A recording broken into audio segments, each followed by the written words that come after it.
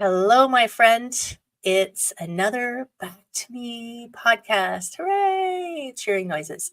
And this is Heather. And yes, here we are talking about wellness. And we love all things wellness in whatever way that works. And Gido, I just had to look over like, how did I say that? Gido Schimanski is here. And it just popped into my head that you were saying, we need to come at these things from different directions. But before we start, I have titled you the Forgiveness Ninja, which I think it suits you. I really think it suits you from our conversation. But before we get to how you became the Forgiveness Ninja, because I love the story of how you told me that you got into this work. Mm-hmm. So, and that can lead into now what work you're doing. But can you share that? It was such a good story. Straight into the Forgiveness Ninja. Kaboom! Here we are. Well, without all of the background story, I found myself in my training. I used to be an actor, singer, dancer, so I used to be on stage for most of my life. And then I've always been looking for new ways to understand how I tick, how people tick, why things felt so off, why I never felt good enough. I mean, that's the biggest story in my life. This whole, apparently I'm doing well, but I never feel good enough. And when I came out of a big show about 15 years ago, I just wanted to go back and learn something more about wellness. I used to do Reiki and yoga, and I looked at all these different modalities, and I stumbled across this holistic health coaching system. And the guy who ran this was a Western medicine doctor. And I think it was in module 2 or 3. He was showing us a method where he was using kind of like oracle cards, but with a very medical touch to it. And Okay. he was looking for volunteers, and I was one of the 3 volunteers out of 300 people. Now you have to imagine this room is full with 300 people. And we were talking about my shoulder problem. I've been having a shoulder problem for a long time, and he picked up on quite a few very relevant topics for me, like you're still feeling guilty towards your ex-relationship and all of these different things. And so, he had me. And then he said the magic sentence, or you just have to let go. And something in my head flipped. And I just went, why the F? It's late here, so let's not swear too early in this podcast. I said, why the F is everybody telling me how to let go, but no one can actually show me how to do it? Everyone in this epic spiritual world is saying let go, but nobody can actually do it. And then I realized about 300 people were just staring at me with their mouths open. Clearly, I have nothing to let go. But that was kind of the trigger point why I wanted to understand how you can actually let go. And so forgiveness from the beginning has always been a part of my journey for my own, especially when I realized, okay, how am I holding myself back? How am I sabotaging myself in certain endeavors? And then I realized no matter who I work with, let it be a student or a high profile person or someone in their pension already, somewhere along their coaching journey, forgiveness always became a topic. I'm still angry at my dad. I'm still angry at my ex-partner. I'm still angry at my teacher. I'm still angry at myself. Right. So I realized everyone has this thing about not being able to let go. Why is this so effing hard? Right. I love that you had a total breakdown in the middle of a, spiritual session. You became real. It's like, this is real, people. Pay attention. Exactly. So yeah, and that's why I'm so passionate about forgiveness, because for me, it's the self-help tool number 1. And I think, so we talked about, like you were talking about how you never feel good enough. And I think that's so prevalent. And we talked about that a little bit. It's like, why can't people ever just be okay? And I guess that is forgiveness, acceptance, letting go. I did have a client once who was having a struggle, and she said, and I might have actually said the words, you have to let it go. And she did that to me. She says, how the hell am I supposed to do that? So I obviously needed you. Well, I do think there's so many beautiful different ways of digging in and letting go in order to come back to you, come back to me. I love the title of your Yeah. podcast, by the way, because it's all that is. We have this beautiful word in German that I love because I'm home in Germany, and it's called, the German term for development is called entwickeln, but entwickeln also means unravel. Oh, So, and in order, and that word, because I live bilingual, in order, that play with words, I love it so much, because in order to come back to me, in order to come back to ourselves, we don't have to become this incredible identity. We don't have to learn this thing. We just have to, I don't even want to say let go. We just have to I know unravel why. stuff that we have learned and that we've picked up along the way, that we've been conditioned to believe. And I've reached a point where I think that's actually just part of the human journey. The human journey. We go through, and I talked with Jennifer K. Hill the other day. She puts the K in because apparently there's a porn star with the same name as her. Okay. But she said, you're this bright light when you're born, and then all these little things cover you up.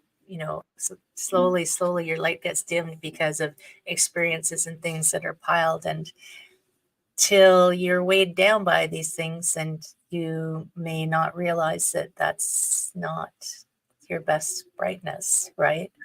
And I like that you said you don't have to be this huge, epic influencer, movie star, cure cancer person. You can be just, and I say this a lot, you can just be a really good friend and you will change the world, right? 100%. And can you do that if you're not in a good space yourself? Yes. And what I find is this whole good enough story, because I just recently, I've been talking about this for so many years, and just recently I realized that is actually my core story underneath all of it, is this: you perform on a high level, as I have been doing most of my life, because something inside us that still resonates, that soul part, maybe that divine spark, is still knows what it can do, and has that yearning, and we go and express ourselves. And outside is all of that story, that conditioning, the BS that's wrapped around. And so we start functioning, and we train, and we learn things, and we try to get better, as in we use tools in order to make the outside better, but the inside never grows with it. Right. And so you suddenly find yourself in a position where maybe people are watching you, or where you are being asked for, if it's the friend, you're being asked for your opinion, or to just be honest. That might be scary. Others end up on stage, or are professional footballers, and they reach this certain level, and more often than not, the inside story is always the same. When will they find out that I actually don't belong here? Right. And it's fascinating, but it really pains me. You're so magnificent. You're so incredible. I think if I have one talent, it's I do see people's potential. I see what's possible. And when they actually reach that potential, play it full out, and then say, I thought I'd be happy because I still don't feel good enough. I'm like, okay, we got to talk. We got to start snipping. We need to talk. And it's true. I mean, I was yesterday in a session with a coach that I know, and he has come into contact with a lot of very highly successful people because of his career, and like household names who all have imposter syndrome. Yes. And this, I'm not good enough, and they're going to figure it out that I don't belong here, even though some of them have won Olympic medals. I'm like, okay, how can you think that that's not good enough? I mean, you didn't cheat, No. And so you feel, so in you've been feeling like it's a forgiveness of themselves. Well, the forgiveness is a part of it. Of course, we what I like doing in my work is explore what I call it the operating system. I'm sure I'm not the only one calling it that. I'm calling it the operating system that kind of decides what we believe about the world, what we deserve, what we can, what we can't do. And so we operate out of this old system, and very often we don't understand that we're actually holding very contradicting beliefs, as in, I need to be loved in order to be happy, but I cannot allow myself to love because it's unsafe, for instance. Right. As an example. Or I was actually in a session today, and this lady was saying, well, she was dealing with a lot of stage fright, and we came to the sense of, I always have to be perfect, I always have to be good. But underneath that was running a program of the fear of losing control. And that's the moment where someone goes, I wasn't even aware that is a part of me thinking that. And the moment we start again unraveling that, we let go. And part of that journey, very often we then come to a point where we go, I can't believe I've been holding on to this for 20 years. And that's where we get angry at ourselves. Or, well, yeah, of course I feel like this because my mom told me, I'm worthless when I was 7 years old. So maybe we have to forgive this. And maybe it's trauma, or maybe it's small things. Another story I had was a client who went through, it was literally this cage he put himself in of, never showing any emotion and never letting himself get out. And when we came to the core of it, it was his big sister just shoving him out of the way into the doorframe when he was 4 years old. It's Oh my gosh. It's normal kid stuff.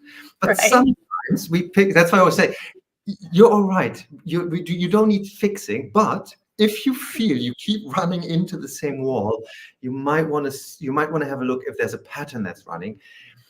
And I'm saying this because so many people are fearful that they have to uncover these big traumatic stories, and usually it's not. Right. Yeah. Sometimes it is a trauma, like trauma with a capital T. But sometimes, like I have a client who, someone said something to this client when they were a teenager, and they're still carrying it around. And I thought, when they said it to me, I was like, what? Because it wouldn't have been anything that I would have associated with her. And I said, this person just probably said it to you because they heard it on TV. Like, that's what teenagers do, and they thought it was cool, but they are just carrying that around. I said, you don't need to carry that around. Let that go. No, we keep coming to let that go. We've got to find a new way to frame that thing. Oh my goodness. And I know that you have 2 books. Like, you are prolific, my friend. You are prolific. 2 books. I'm still working on a chapter, but you have the 33 days to flow, and then you have the forgiveness ninja. Now, one of the forgiveness, okay, you can tell me what's going on with those 2, because I'm just going to, just tell me. Yeah, I tell you, I'd love to. So let's start with the forgiveness ninja. And I love it that you actually put it here, because no, I haven't seen it in writing other than on my mock-up title for the book. Right. When they came up. The forgiveness ninja is coming out of a 8-week program that I teach, that the first round I called it the power of forgiveness. The second time around, I called it reclaim your power. People just call it the forgiveness course, to be honest. Right. And I dug really into, a lot of times people dive into forgiveness because they feel the pain. They know they're holding on to something. And I remember vividly, that's why I mentioned it before already. I'm still angry at my ex-husband 20 years ago. This is stuff we hear every day. Of course, I'm sure you do too. Right. What a lot of people keep missing out, even during this course and even after the course, is you're doing this in order to be free, to love again, to express yourself, to dig into your talents. And so I created this, or this course created itself, because I've always worked with forgiveness of others and forgiveness of yourself, and then forgiving yourself as a child when you turned your back on yourself, you never knew any better. So there's not, logically, we don't need to forgive, but the heart kind of needs it. Right. And then more layers and layers showed, and I created this, I call it like the flower. It's like a roadmap where you just go, okay, what other paddle do I have to pick in order to really let go the entire incident? The unraveling. I'm unraveling, and for everyone the journey is slightly different. Sometimes it's the other person first, and then it's myself, and then it's myself again, and then it's my mom, and then it's because she implemented that, and then it's the other person again. But the process can be literally as quick as 80 seconds. And so when I went through this for the second or third time, I just basically took the whole course and put it into a book. The course will always be a different experience, of course, but I want people to understand that I want you to be a forgiveness ninja. This is why the title came out, because I want you to forgive left, right, and center. I want you to forgive the guy who sells you a sandwich as much as the guy who honks at you on the street, honks his horn, as much as the person who's responsible for your trauma, because that is the number one way to set yourself free. And where most people I found still believe, they have these certain myths around there in their head is, well, I call it the three big myths is, well, if I forgive, that means the other person was right and I was wrong. So, and I can't do that. Also, it means that I probably have to bring them back into my life. And none of that is true. And so, first of all, to learn that and the third myth is, I keep myself in power by not forgiving, and that's probably the biggest myth of all, because we hold on to this unforgiveness. Let's say there was a big trauma or betrayal. A lot of people know this from their relationships. Apparently, that's very human. And they hold on to this anger in order to never experience this again. So they're using what I call the unforgiveness in order to protect themselves. So whatever happened won't happen again. What they don't realize is by doing that, they keep themselves in the very same energy they're trying to protect themselves from. And that's just effed up again, it's, and right. That's when, and usually people go, oh, so I actually, again, give him more power or her more power. And that's the moment where we start reclaiming. And no, you can bring them back into your life if you want to, but you don't have to, because now you have the power to decide. You're not being triggered and being locked into this old cage. So this is what the Forgiveness Ninja book is about. It just talks about this entire journey of understanding there's an architecture to holding on and there's an architecture to letting go. And it's so true. I mean, people don't realize if you hold anger, the person that you're angry at, that doesn't affect them, right? They might not be alive anymore. Yeah. They might not know. They're off living their lives, and you're the one who's suffering. And I can't remember. Do you know the story of the two monks that were walking? I'll just say it really quickly because you probably know it. The two monks are walking along, Buddhist monks, and they're not allowed to touch women. So they come to a river, and there's a woman there, and she can't get across. So one monk picks her up and carries her across and puts her down, and then they continue on their way. And the second monk, a little while later, turns to the first monk and says, I can't believe you touched that woman.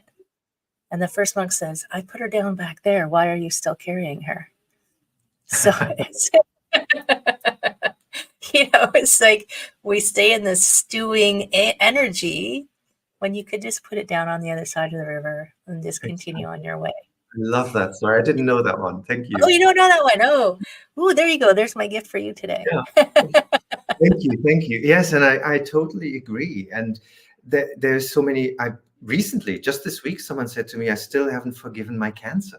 She said, I'm still angry at my cancer. I'm still angry at my sickness, which turned out to be cancer many, many years ago.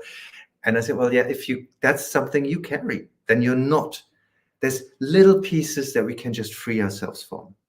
And in my own story, I remember when from a breakup many, many, many, many years ago, and I thought I had cleared up pretty much everything. And I ended up in a demonstration session for a colleague. It was in like a big, meeting of many, many colleagues. And again, I volunteered. Apparently I do that sometimes. You've got this automatic lifter on your hand. Yeah, I'm daring today. And I realized I had cleared most of it up, but I was still angry at God. And this might be God, life, the universe, whatever you want to call it. But in my case, it was literally angry at God for putting me in this position that apparently I'm always helping. That was complete BS. That has nothing to do with the truth. But there was this feeling in me, away from the truth, that I was being put in positions where I help others and then they become big and successful and I'm being dropped like a hot potato. That wasn't what happened at all. But the feeling ran, and I thought, oh, I'm actually angry at something completely different. And how do I dare forgive her, him, whatever you want to call God? Right. Okay, but then I have to. And so this is how this method came about, and that's what this book is about. That's amazing. And how like it's such an interesting thing. I was mad at God. Dun, dun, dun. It's like, whoa. Are you allowed to do that? Exactly. The interesting thing is, very often, once you understand forgiveness on that deep level, very often just understanding what you're holding on to or what the constellation is, it unravels it. You don't need the forgiveness anymore because you realize what the other person, not God, but what the actual, what really happened. Yeah. One of the questions is like, what does that do for you to stay in that energy, right? What does that do for you? And good or bad, it's doing something for you to keep it around, even if you don't recognize it, right? Exactly. And then what's the 33 days of flow? Because I think your forgiveness ninja is like, whoa, that's like a super powerful thing right there. Yeah, I like to spread myself a little too thin sometimes. So the 33 days to flow is actually it's been a journey that I took myself on. And it's a challenge that for the first time I took 44 people on last October. Wow. But about 4 or 5 years ago, I was sitting in a morning meditation and I was doing visualization and I was going through my goals. And it suddenly hit me in this meditation was the voice, the voice that sometimes pops up. And it said, all these goals are well and nice and, good goals, but they're still too small because they're coming through your conditioned filters. How about your soul, life, God, whatever? Again, in this case, it was soul. How about your soul knows better? And for 30 days, back then it was 30 days, for 30 days, you just follow your gut instinct to really learn to decipher what is conditioning and fear and what is really guidance from your inner wisdom. And I got really scared, so I knew I was onto something.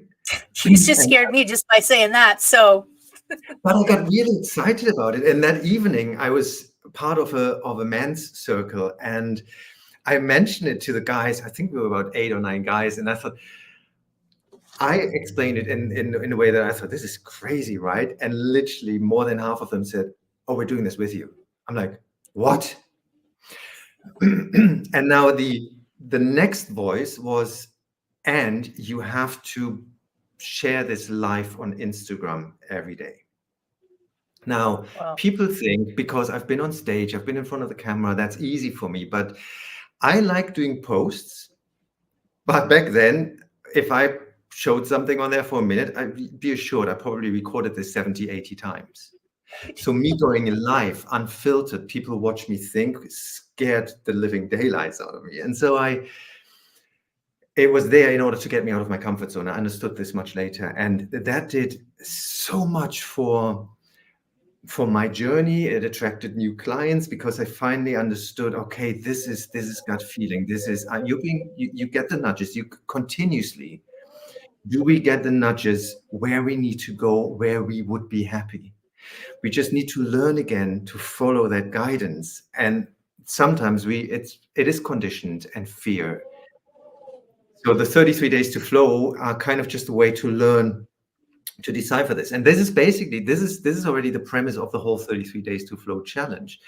But what I did this time when I took, it was funny enough, 44 people on the 33 Days to Flow.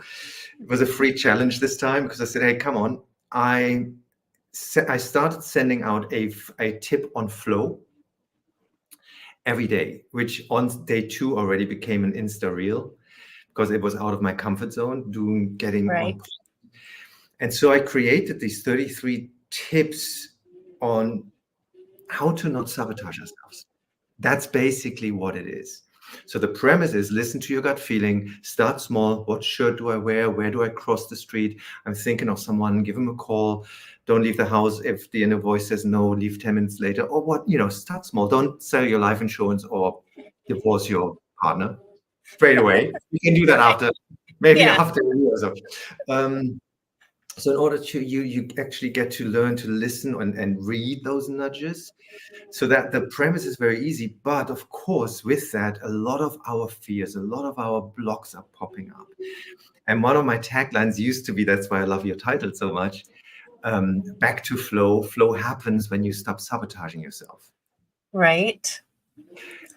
And so the 33 tips to flow are just 33 tips on how not to, to take yourself slightly into a higher vibration, letting go this one, letting go that one, a little different shift of perspective.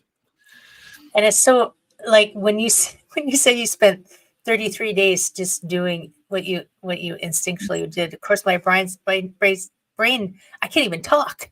My brain went crazy. It went, but what about the meetings? But I have to send that email. But you will. I tell you what happened in my brain. My first thought was, oh my God, I will never get off the couch for 30 days. I know. Inherently, I always say inherently, I'm a lazy person. I just want to sit there and sleep or, And then the next fear was, oh no, actually, that probably means for 33 days, I won't sleep at all because I'm suddenly pushed and pushed and pushed and pushed and pushed.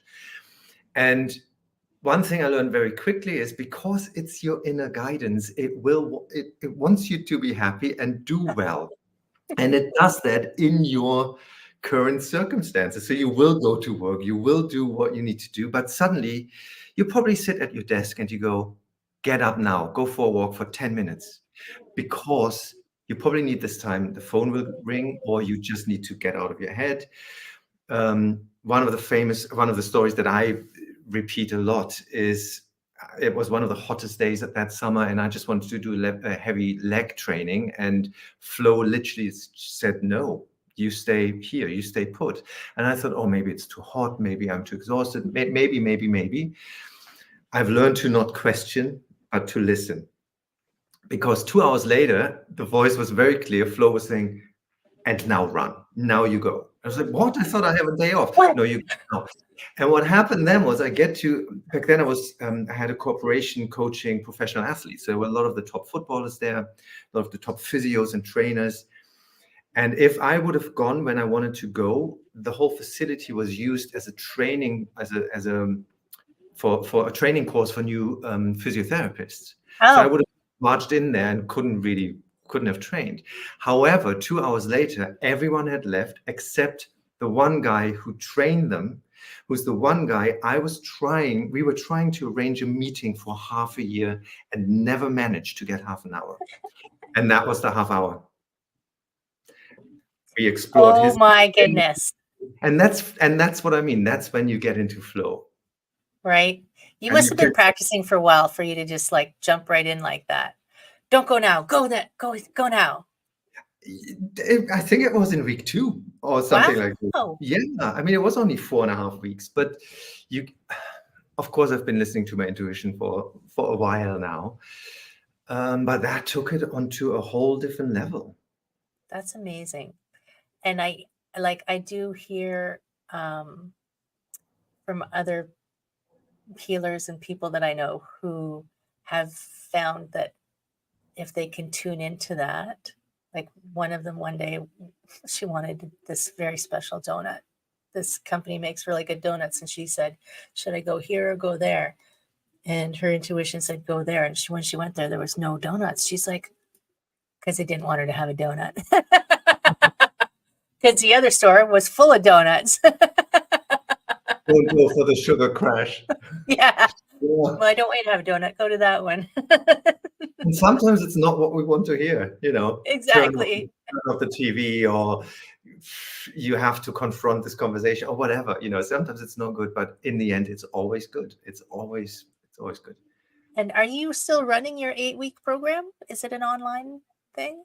It's coming. I always teach it live up till now. Okay. So Yeah. there's a weekly live meeting, and then you can watch the replay if you can't make it. I'm working on the next dates. So when this podcast is coming out, there's probably just the next one lined up. Okay. And We'll make sure we put links in for the podcast. yes, that would be amazing. And Yeah, of course. yeah, there's 2 courses. The other one used to be called the 6-week masters, but nobody knew what it actually was. I mean, they did it, but it's probably going to be called the 6 weeks to feeling good enough, because that's see, that'll forget 44. You'll have 10 times, because that, I think, is something that people are realizing is the cause of a lot of people's suffering. Right? Yeah. I think it's even the cause of war. Oh, 100%. I'm going to put it out there. Like, yeah. Right. And your 33 days to flow, you did the free challenge, but are you doing it? I know it's coming out as a book, but what else is going on? Is that got other plans in the future? So that's going to be announced on the website or on the newsletter as well. So it wasn't the time. First of all, back then, now my brain is going. Originally, that's the word I was looking for. Originally, I thought I'd do it. I started in January again, but the energy, there's a shift in identity happening globally, I feel. Mm-hmm. And I know so many people who just want to get through the day at the moment. So I probably start this I probably do it in the next years, 2-3 times every year. That would be amazing, because I'm going to sign up for it. It's I'm coming. I love it. Because it scared the crap out of me. I'm like, obviously, I need to do that. and currently, there's a waiting. There's just somewhere where you can put yourself on the waiting list, and I tell you when it's happening. So we are going to include that in the show notes too. We're going to make sure that we include everything so that people can find this, because the forgiveness ninja. We need an army of forgiveness ninjas on the planet. Right? I think you're right. Yeah. I think you're right. I know it's late where you are, so I want to thank you very, very, very much for coming and speaking with me. I appreciate you immensely. And I always give my fabulous guests the last word. So, do you have final words of wisdom?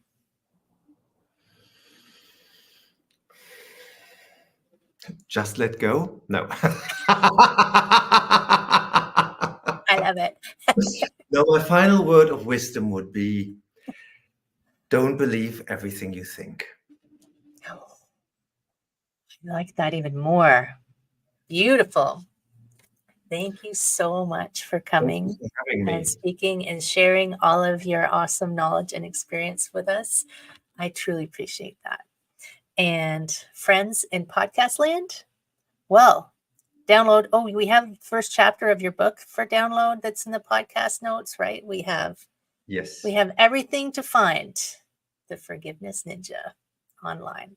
So check the notes and share with your friends, because the whole world needs this. Thank you, my friends.